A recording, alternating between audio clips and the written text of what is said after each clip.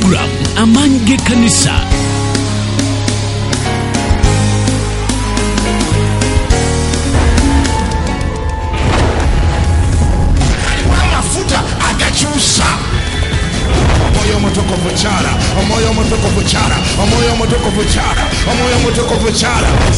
Prayer approach to work because everybody likes prayer.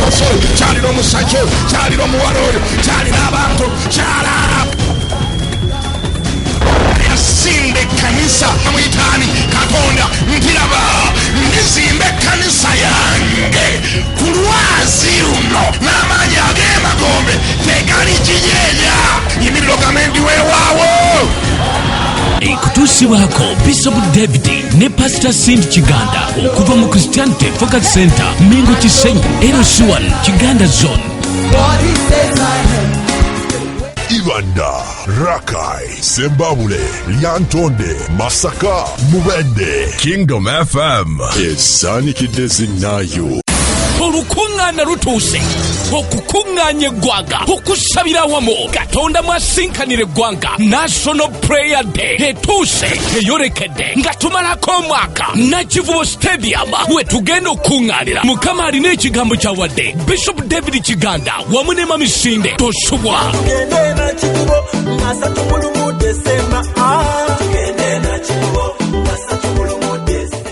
At times we sit and say, does God really exist?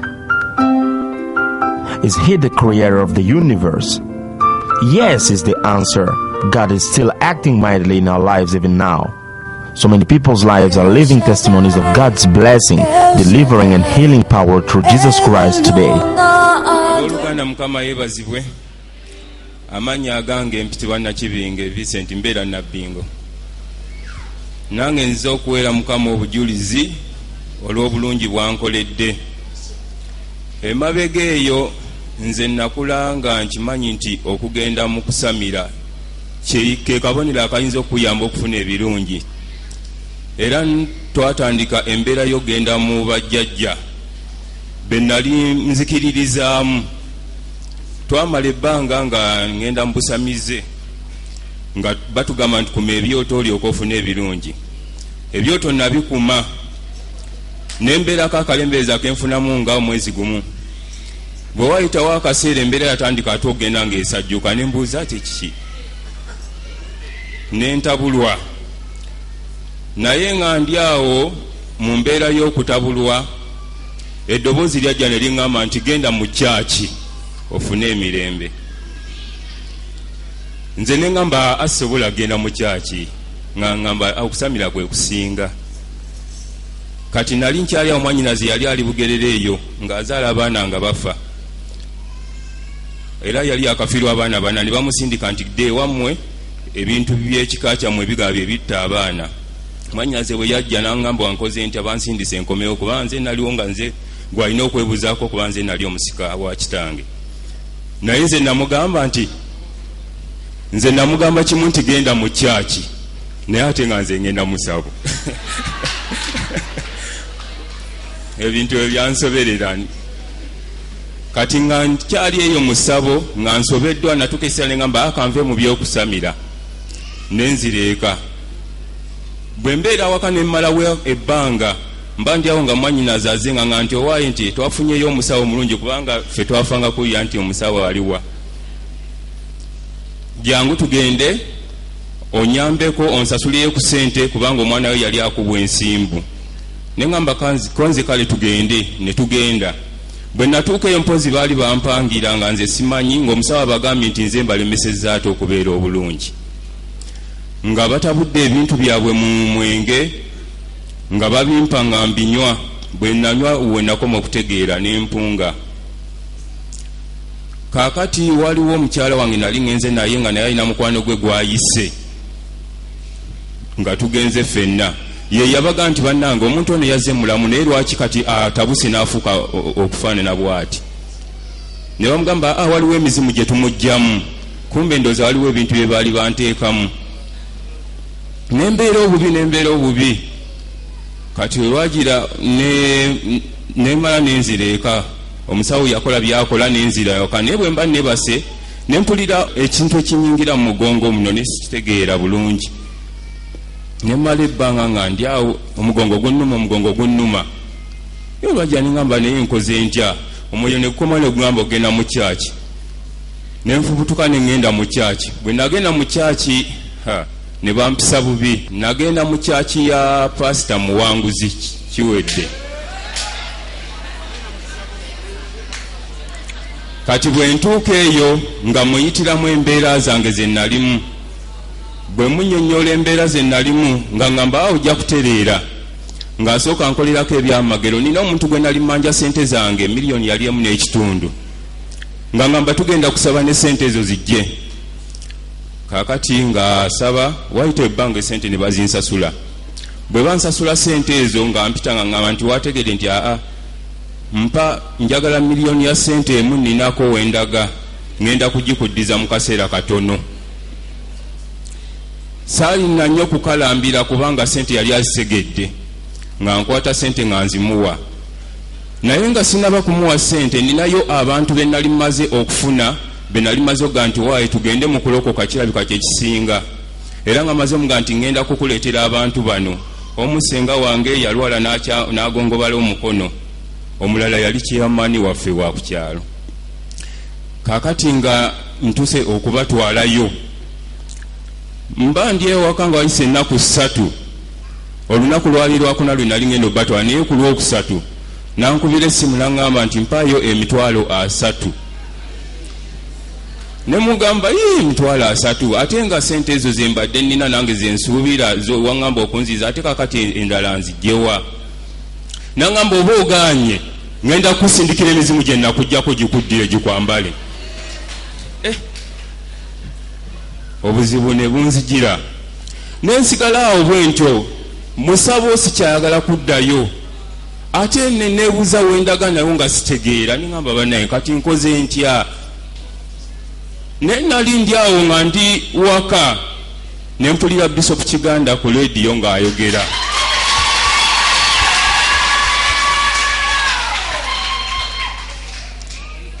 Bishop yagamba akagambo kenzijukiramu ebyo bye yayogera naga nti omukwano gwange gwali oba mwannyinaze oba w'Oluganda kirungi olokokodde eri Mukama Katonda essaawa eno kubanga bw'otookikole buli kalungi konna k'ofunye ebintu by'olowooza by'olina eby'ensi bigenda kutwalibwa tebigenda kusigalawo ogenda kubitunda kati nze nalinga agamba nti sigenda kubitunda nga njagala okwasamya ate nankwata nakyo nanga kati bw'olibanga gwe tobitunze abaana b'ozaala bajja kubitunda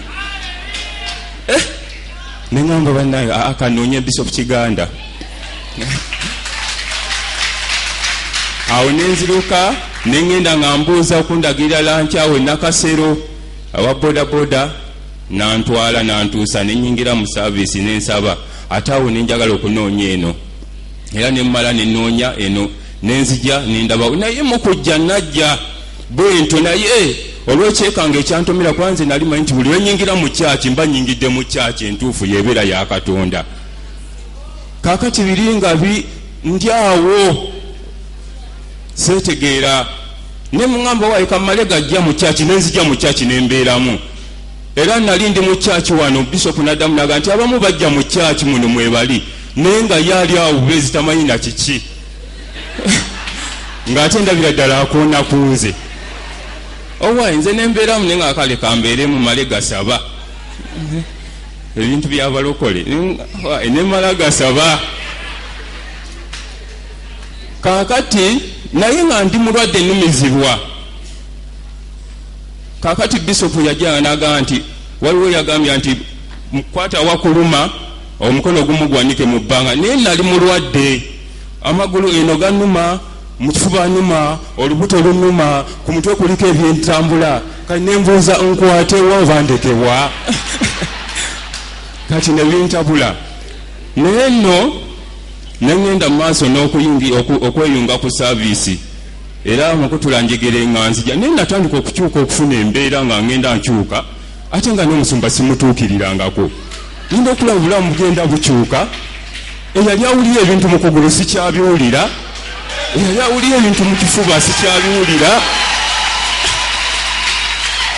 nenkyuka naye olunaku lumu mba neebase nga ndi waka neebase ngenda okuwulira nga waliwo omwoyo oba omuntu saamanya ngeri kye yajja n'ansokoolamu omusoto omuwanvu ennyo negusowokayo negugwa wali negudduka emisinde emiyitirivu neŋŋamba nteekeddwa okunoonya bisopu obujulizi buno mbuwe era ekitiibwa n'etteeno mbiddiza Mukama Katonda mponyeza ebali Mukama. It is written, man does not live on bread alone, but on every word that comes from the mouth of God.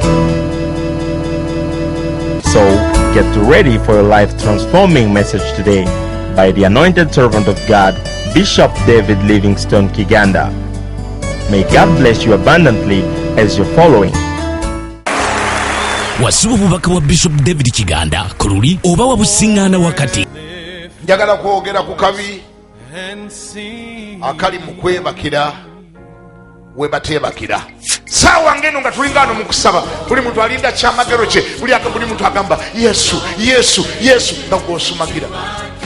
Kino kye kitundu ekyokubiri wuliriza wekkaanye ofune amagezi agakuyamba mu mwoyo ne mu mubiri owangula ensi.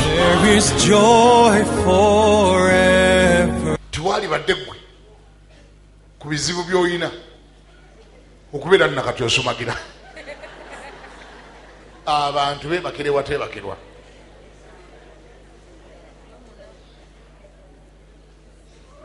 Tonna manya nangeri gyogenda kunza mwana mu ssomero abantu basaba gwe weebase. Ate setaani musiru mukimanyi nti waliyo ampulira nga yasigadde naka naye nga n'omuzigo mwali simusasule. Ampulira kalediyo kati gyali eyo era kati awanika obugere nagani bana musajja we yawalampa.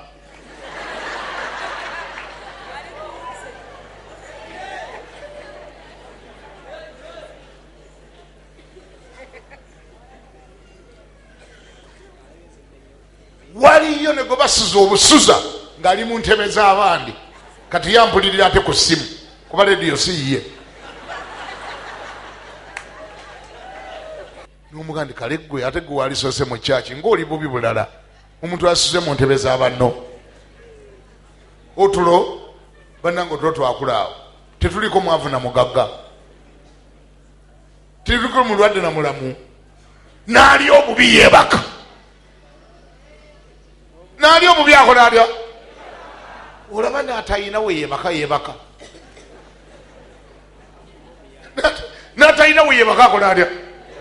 Omusanga yeebase. Osigana omuntu ku street nga yeebise ebiveera mu maaso g'edduuka lya munne nga yeesaze ebiveera yeesabise bulungi nnyo. Bannange otulo twakula awo otulo tulinga kussa buli muntu assa ne gwe bagenda okutta enkya wuno akoze atya? Yeebase asaze otulo. Era malayika yamutuukako n'amwewuunya yamukuba na tteke. Malayika amulya tteke awo musamba namugiraani gamba gwe wano bebakirawo wano bebaka kati ku ssaawa eno nga bakutta nkya nga weebase. Badde ngamba ekiro kyonna waali badde mu ratatiriya pata positara namangiri haka rada abasirikale bonna n'obatankalanya n'obatawaanya weebase. Yeebaka n'abasirikale ne bamwewuunya n'abasirikale baagandi ate oba gwe bagenda okutta yeebase naffe katwebake. Gwe baatuwadde okukuuma gwe baatugambye nti agenda kuba wa mutawaana nnyo yalidduka akoze atya? Yeebase. Wano omugezi naffe katwebake gwe ate oba n'agenda okufa enkya yeebase.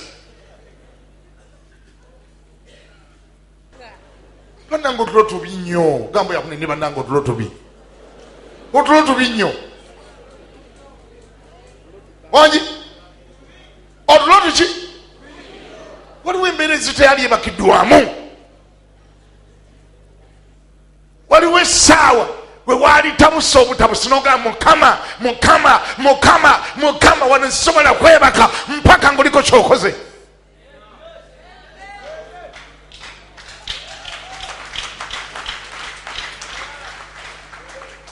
Wanji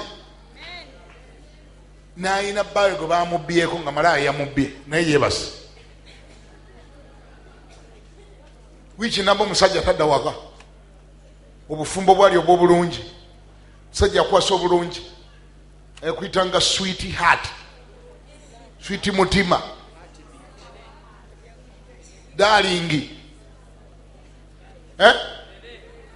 sweet kamonde, fene si yasinga okuwomerera. Lwaki ye temumuyita bantu? Darling omuyiteko fene.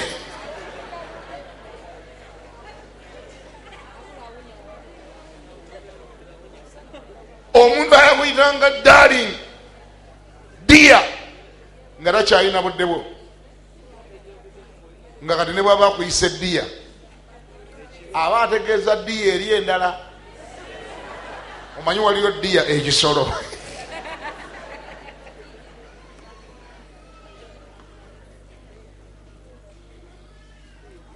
Kugamba omulaba agenda ayonooneka node waka musajja yali omulokole ng'akomawo awunya sigala, sajja yali omulokole ng'akomawo awunya enjaga, sajja yali omulokole ayakunona mu kyaki akoma n'obuveera bwa walagi buno buloyo vodika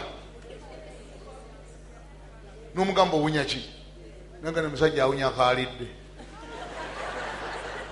Bulaza wanzija mu kyaki ate nange nakusanga mu kyaki ng'oli mulokole walagi gw'owunya wakikula kyono nanga ne musajja awunya akaalidde. Abayi ng'olabira dda setaani alumbye ayagala kubbako makaago, awo beebakirawo. Si kyabawulira, awo beebaka bane twogera amazima, awo beebakaawo. Omwana ogwo azaalira mu bulokole nga wamuzaalira mu bulokole talina diini nala yonna gyamanyi, yagenda okuzibula amaaso nga buli mu kyaki, ogenda okanga ntanisa okunywa enjaga, kakomawo awunya enjaga, eriiso nga limyuse bwe riti liringa kabbalubu akamyufu. Wanji akomawo awunya walagi, tokyamutegeera, ensawo zijjudde mu kondomu, kyaki takyalina budde bwayo, awo beebakirawo. Naye bannanga otulo tujooga n'alina ebizibu bwe bityo yeebaka. Bannanga waliwo embeera omuntu zaataali yebakiddemu, waliwo omuntu watalisumagiridde, waliwo omuntu we yaliberedde aggressive naga nedda mukama nedda, wateekwa okubaawo ekibaawo, sigenda kusirika, sigenda bivaako, sigenda kuta, sigenda kulekayo kusaba, sigenda kulekayo kusiiba. Gamba nti amiina. Waliwo omuntu we yali tabukidde, mukyaliyeeyo? Waliwo omuntu we yalikoze atya? Waliwo omuntu we yali tabukidde? Gwe kankubire waliwo ebintu ebireeta okutabuka, nga bato bo bonna bafumbirwa ne baggwawo, nga gwosigaddewo nga akalimi kagira bwe kati, kanyenya bwe kati, akalimi k'emyaka ngolaba kagenda koonana mu etaano. Akalimi nga kakola katya kanyenya bwe kati kagenda na mwana. Awo beebakira waawo, awo beebakira waawo. Okuwola Yesu paka lw'omumalayo muggulu naggwayo n'asula ewuwo mu linnya erya Yesu. Naye wulira, awo nawe osiŋŋaanawo omuntu ng'era naye yeebase, yabiva nako, yeebase. Ono omusajja ow'oku kidiba gwe nva okubasomera ku kidiba, bayibuli egambye Yesu bwe yamulaba nga yeebase n'ategeera nti ono alabika yakamala ennaku nnyingi, kubanga mu butuufu omwami ono singa si nnaku nnyingi ezimuyiseeyiseemu, wano teyali yebakiddewo n'agalamira obwenkanidde wano, ng'abantu bonna bali mu kutayimenga kidiba, bonna balinda malayika wajjirayo bagwirayo, bonna bali bati, ng'ono gaayi yabivuddeko n'obugulu awanise bwati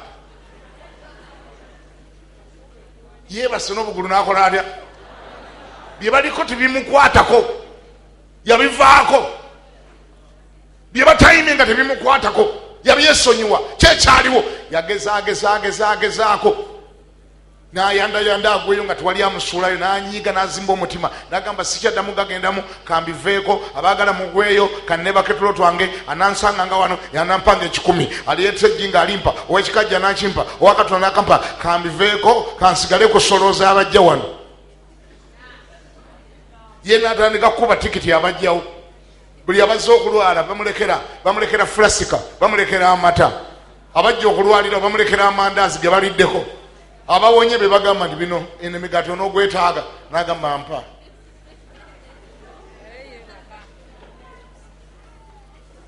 ekyamuleta yakyerabira dda yeebase akoze atya yasuula mu dda tawulo banekankubulire tolabanga kusuula mu tawulo mu ssaawa ey'okweteekateekera olw'ekyamagero kyo abalala bonna nga bali mu kweteekateeka kukitwala nga gwasuula mu dda tawulo nga wabivaako dda tolabanga kabi kali mu kwebakira ku kidiba n'ogalamira abantu bonna nga baagala kukigwamu nga gwogalamidde omanyi otya nti omuntu ono alabika yagalamira omanyi otya omanya ddi nti sisita ono alabika yagalamira omanya ddi nti bulaaza ono alabika yagalamira omanyi otya anti otunulira ntunulaye omuntu ayagalamira tabula takola atya ayagalamira ne bwaba ayimiridde aba yagalamira ayagalamira ne bwaba atambula era osobola omulanuga nti olino lwakutambula naye yakola atya yagalamira yabivaako kikulimba mwagala amazima ayagalamira myaka 2 mweki nga takyaleegana mabeere yagavaako myaka 25 yekyawakyawadde alina wabuza naga kati ndeegeraani nagaleega emyaka 2 miramba nga tewali alaba tewali afaayo nasiba wato nensiba wato nenjemiyumuula nga bibulaza bina tebifaayo nasiiga buli kizigo kyonna nga tewali afaayo nensiiga emimwa nenteekako reedi nemujjako nenteekako papo era ne batalaba nensiga negiberesera ngaekigodo ky'embizzi era tebaalaba kendeeri oba balekayo balekeyo nakola atya gamba niba nti nagalamira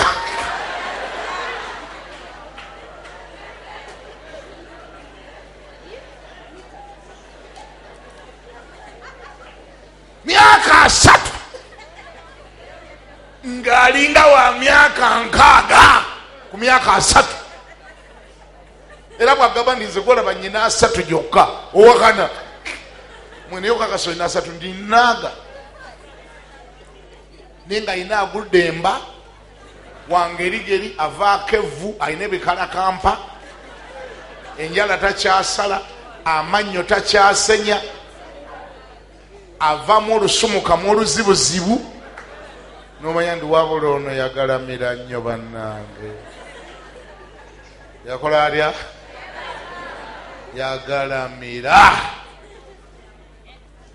engoye zayambala ku myaka 3 ate yayambala za myaka 65 abantu bonna bali mu kuwominga batayiminga okugwa mu kidiba buli muntu yenna ali mu kuwominga anonya ngeri gyakigwamu ono yagalamira ajja mu kyaki mu kiteteyo ekiringa maternity ate nga talina lubuto omubuuzi oli lubuto nti kyali kya sisita wange yakimpa omanya nti ono yagalamira ono yagalamira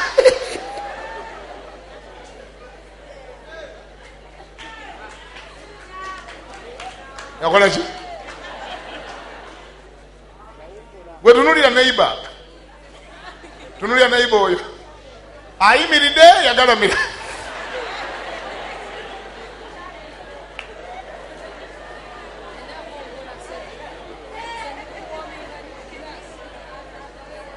Neighbor mumbulizo oyimiridde wagalamira.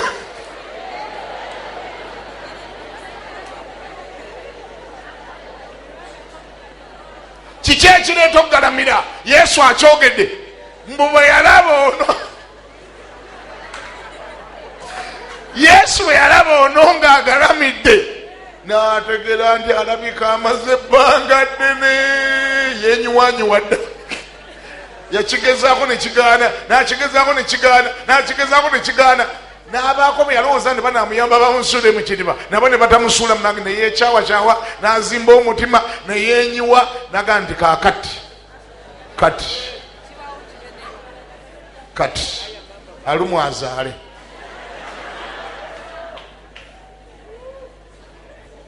Gwe tunulira bulazo oyo akuli naye, sokola be bulazo oyo akuli naye, alina emyaka ng'emeka? Enfaanana ye ey'emyaka gye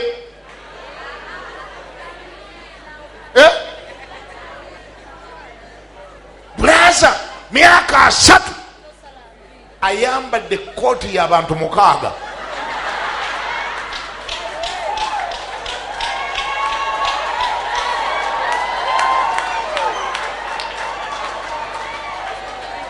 Webali kulaba program amanyi g'ekkanisa ne Bishop David Kiganda okuva mu Christianity Focus Center Mengo Kisenyi, girindirire ku Saturday ne ku Lwokutaano wano ku UBC Woka.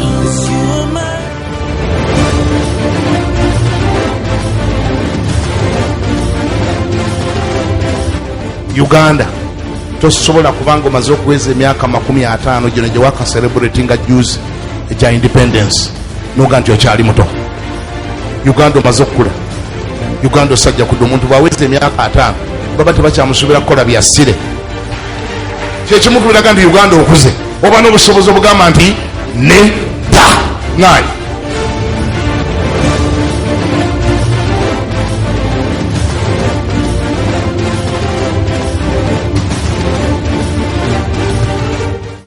Olukuŋŋaana lutuuse, okukuŋŋaanya eggwanga, okusabira awamu Katonda mwasinkanira eggwanga. National Prayer Day etuuse, eyolekedde nga tumalako omwaka. Nakivubo Stadium we tugenda okukuŋŋaanira. Mukama alina ekigambo kyawadde Bishop David Kiganda wamu ne Mamisinde tosubwa.